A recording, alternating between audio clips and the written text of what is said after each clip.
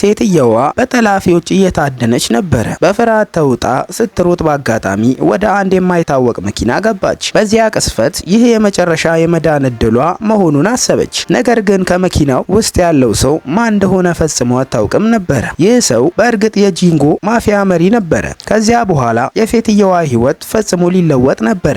ጠላፊዎቹ ሲቀርቡ ሴትየዋ ትንሽ የራስ መከላከያ ቢላ አውጥታ በእጇ አጥብቃ ያዘች። ህይወቷን ለማትረፍ ስትል ሰውየውን እንኳን ለመውጋት ዝግጁ ነበረች። ነገር ግን ሰውየው ምንም አይነት ፍርሃት አላሳየም። በተቃራኒ የዚህችን ደፋር ሴት ድፍረት በጉጉት ተመለከተ። በእርጋታ አሁን ከዚህ ወስድሻለሁ አላት። ከዚያም በቀላሉ ከጠላፊዎች አዳናት። ከዚያ በኋላ ሴትየዋ ወደ እጮኛዋ ተመለሰች። ሁለቱም በፍቅር ተቃቀፉ። ይህን ሁሉ ግን ሰውየው ከመኪናው ውስጥ በቀዝቃዛ አይን እየተመለከተ ነበረ። በዚያ ቅስፈት የማይታይ አደገኛ ጨዋታ ጀመረ። ብዙም ሳይቆይ የሴትየዋ ሁሉንም መረጃ በፊቱ ተዘርግቶ ነበረ። ጨካኝ እንጀራ እናት፣ ከአንድ አባት የተወለደ ግማሽ ወንድም፣ የልጅነት ታሪኳና በጣም የምትወደው እጮኛዋ የሁለቱንም ፎቶዎች ሲመለከት በቀስታ ፈገግ አለ። ከዚያም ፎቶቹን በእሳት አቃጠላቸው። በልቡ አንድ ጥያቄ ብቻ ነበረ። ይህ ፍጹም የሚመስለው ፍቅር ፈተናን ሊያልፍ ይችላል? በማግስቱ ምስጋናውን ለመግለጽ በሚል ሰበብ ወደ ሴትየዋ ቤት ሄደ። ስዕሏን እንድትስልለት ጠየቃት። ነገር ግን ሴትየዋ ለእጮኛዋ ቃል ስለገባች በቀጥታ እምቢ አለች። ስዕል የምትስለው ለእጮኛዋ ብቻ መሆኑን ገለጸችለት።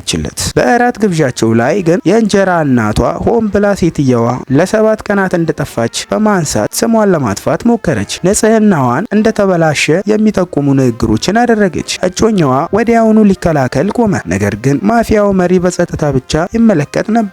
ምክንያቱም የጠለፈው እውነተኛ አቀናባሪ ማን እንደሆነ አስቀድሞ ደርሶበት ነበረ።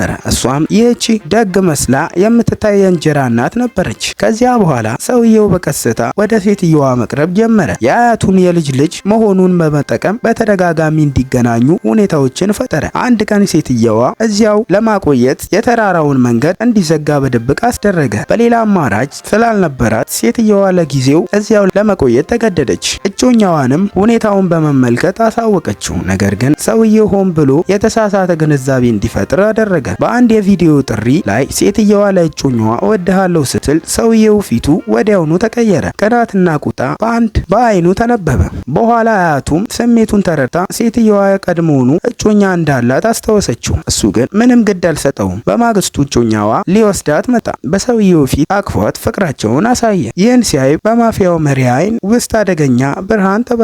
ሁለቱንም እንዴት እንደሚለይ ማቀር ጀመረ። እጮኛው የጠለፈውን ጉዳይ በድብቅ እየመረመረ መሆኑ ሲያውቅ ሰውየው ይህንን እድል ተጠቀመ።